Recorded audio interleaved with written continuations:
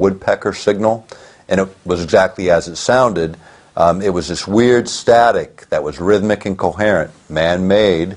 Ham operators picked it up all over the world, and because they could triangulate where it was coming from, they isolated the location of these 5 transmitters in Russia, or the former Soviet Union. And those transmitters were associated with health effects in Oregon, power failures in central Canada, and a number of other anomalous phenomena in the 1970s. And those were the predecessors of HAARP. It's the very same technology with a modern twist. The old transmitters would take 15 minutes to reset the frequency because you had to readjust all these antennae. Now, with HAARP, it's done in milliseconds by adjusting the software. So, very efficient. You can change things. You can cause them to do different things. It's not a big project in terms of reset. And it's a small expenditure. I mean, HAARP they've spent $100 million on, which in military terms is like cab fare. You know, it's like it's not even cab fare. It's the snowflake and the pile of snow out front that we walk through in the course of all this. But when you look at the impact of each of these technologies that we've touched on today, it's not the same game anymore. These are earth-shaking technologies, the very technologies that will either transform or enslave.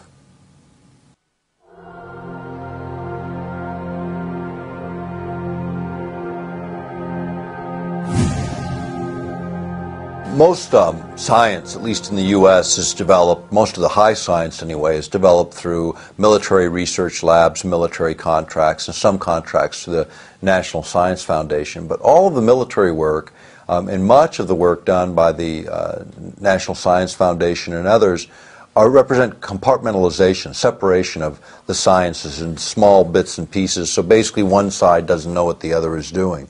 In fact, the first paper I ever presented at 19 was on the contrasting sort of our approach of compartmentalization in our approach to science and the Russian approach, or the Soviet approach at that time, which was to use generalists, to take people from all disciplines, integrate them into the same room so that you could develop the higher ordered thinking, because then you brought all of these various disciplines, even when they didn't seem to fit, you brought them together and they tended to feed off of each other in a way that built better and more comprehensive science. In fact, as it relates to electromagnetic exposures, the science developed in the Soviet Union said, and they set the regulations, not that they enforced them, but they at least had them on the books, they were 1,000 times more stringent than the U.S. standards in the same areas because of that integrated approach. When you look at the productive capacity of the USSR during the Cold War, they couldn't produce their way, into an outhouse. It was a mess. But what they could do is compete on science. And the way they competed on science with us, and were able to not only excel in some areas, surpass us in others, and stay up with us in most, was by integrated science, as opposed to compartmentalization. It's cheaper, it's more efficient, and it yields usually better results. On the U.S. side, we do the opposite. We continue that model of compartmentalization to the detriment of really good science, and at a huge, huge economic cost. The duplication within that system, the cost of man-hours within that system, and the waste that's created in that system. Now, what does that all mean in the broader context of global science? The U.S. spends in the regular defense budget somewhere around $700 billion a year, which is a big number. We've got a couple wars going on top of that. The Chinese spend about 70, 80 billion is what our intelligence tells us. At least that's what's publicly released. When you run inefficient science, and the Chinese don't run inefficient science, they steal everything they can that's already been developed and then take it from there. And they do it at rice bowl wages. They're not paying top flight scientists $250,000, $500,000 a year in salary and benefits, and they're not paying Davis-Bacon wage rates to build ships. They're building them for a bowl of rice. And what you get in China for $70 billion is what you get in the U.S. for probably far in excess of what we actually spend, because you can't measure it in dollars or currencies. You have to measure it in productive output. And what the Chinese are doing with their productive output is making sure that they can move millions of men and women in their armed services anywhere they want to put them on the planet. That's what's going on there. That for every ship they build, we think about it because they actually build hardware and they build it faster than virtually anyone on the planet, and it's causing a lot of concern, because when you start to think about how does all this play into the geopolitics of the planet, climate change and energy and the issues that we've been talking about the last couple of days, they really do fit together. You know, China is moving to energy independence.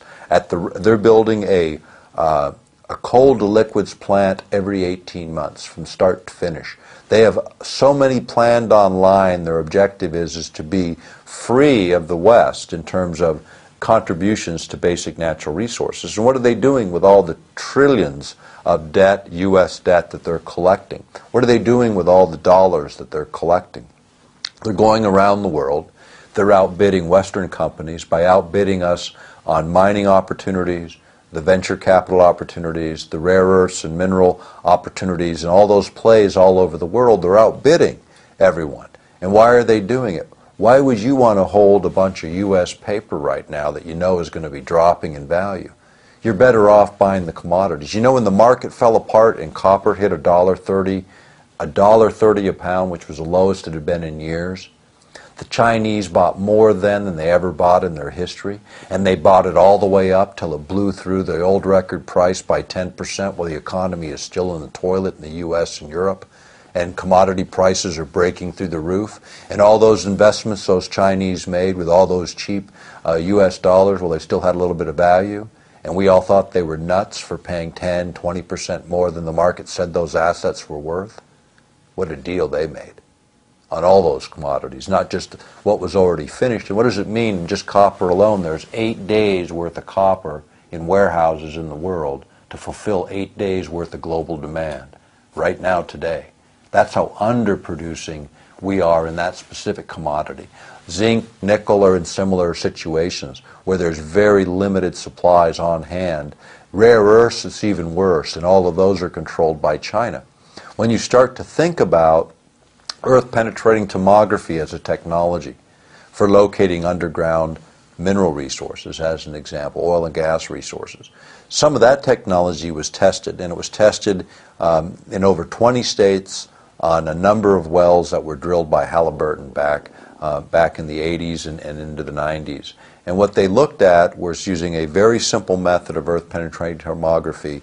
They were able to look and with absolute 99.9% accuracy, grade and quantity and quality of oil and gas layers through the earth, matching up perfectly against actual drill logs from when they physically drilled those wells using this type of technology. Now imagine, and remember what we were talking about earlier about the public owns energy resources in most instances. In Alaska, in all instances, are publicly owned. But if you could, with certainty, image the underground geologic structures and know exactly where oil and gas is, now you no longer have risk associated with the drilling activity, which is why everyone says, you know, we ought not to be in the energy business. But when you can define where those deposits are, then you can maximize or optimize what you get on the lease, because now everyone has good information. People want to bid on that lease competitively. You're going to optimize the public's return on those resources. So using our technology for doing some things maybe makes a lot of sense, but there's lots of ways to do earth-penetrating tomography and to identify those mineral resources, oil and gas resources. HARP is one of those technologies that perhaps we could use in this way.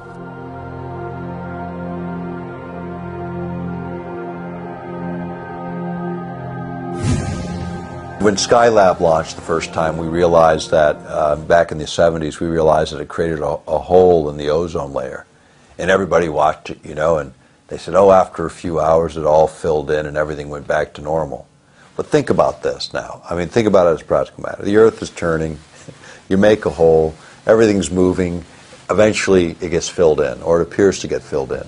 Maybe it did, maybe it didn't. Think about if I dip a cup of water out of a pond, you know, and all the water levels back out. Did it fill back up? Well, if I keep dipping those cups of water out of that pond, eventually there is no pond.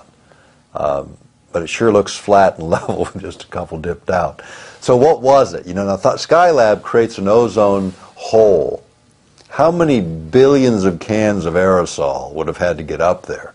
And it didn't start down here, you know. It started up there where you actually delivered particulate material to the place that you're trying to affect and created a chemical reaction. 3,000 satellite and rocket launches, over 3,000 worldwide, did more for the ozone depletion on the planet, I assure you, than all the air spray that everybody ever discharged.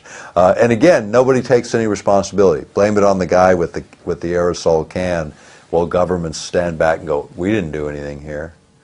This is the problem and the arrogance of it all. And often it's the case where the other guy is blamed for something that our own government has done. In fact, if you look at environmental issues generally, you know, virtually all the Superfund sites, 90% of them, are government sites where the government made the mess, and then the rest of us get to clean it up.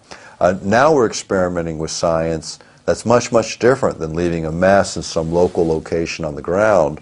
We're manipulating the entire geophysical systems of the planet and trying to learn how to do it better, how to dial it up a little more efficiently, how to control those outcomes with a more precision and a more higher resolution as our science advances.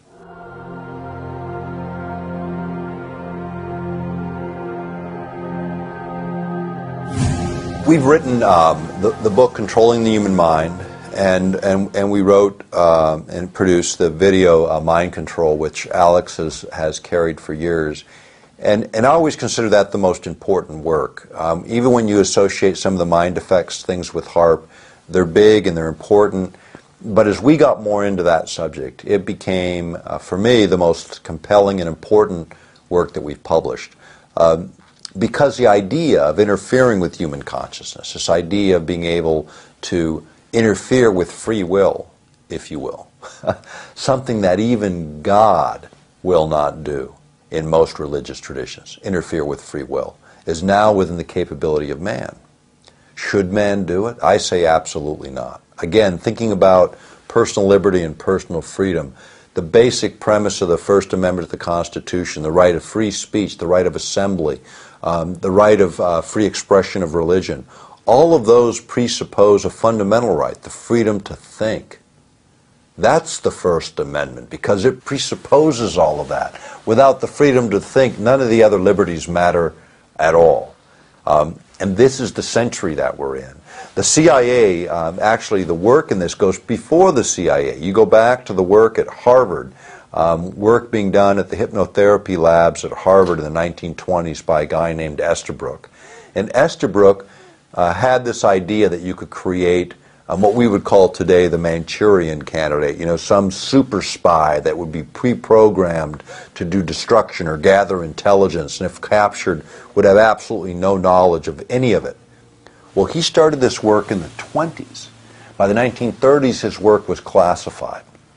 By the 1960s, the material he had published, he acknowledged that he created these super spies, that he spent 9 to 10 months, and 1 out of 5 people were subject to this level of programming, where he would subject them to 9 to 10 months of programming where he literally split the personality into 2 separate human beings within the same body, programming one to be the super spy where they could function in another country without detection, and if captured would have no memory of their true self. And yet when they returned to the United States, this altered consciousness could be re-triggered to remember everything they collected in the foreign country and their true self. The problem is you can't put Humpty Dumpty back together again. Once you fracture a human being in this way, you've effectively destroyed them forever. He believed this was a good idea, and he advanced this technology. In the same material that he published advancing the idea that using LSD to alter people's consciousness for mind control experiments was legitimized and reasonable and a good thing. That's what he wrote in his published work. At the same time, the Central Intelligence Agency later was revealed to be experimenting with LSD on 8,000 men and women in the armed services alone, not to mention the civilian sector. This came out in a congressional report that was on activities within the CIA right after Watergate. When, remember Watergate,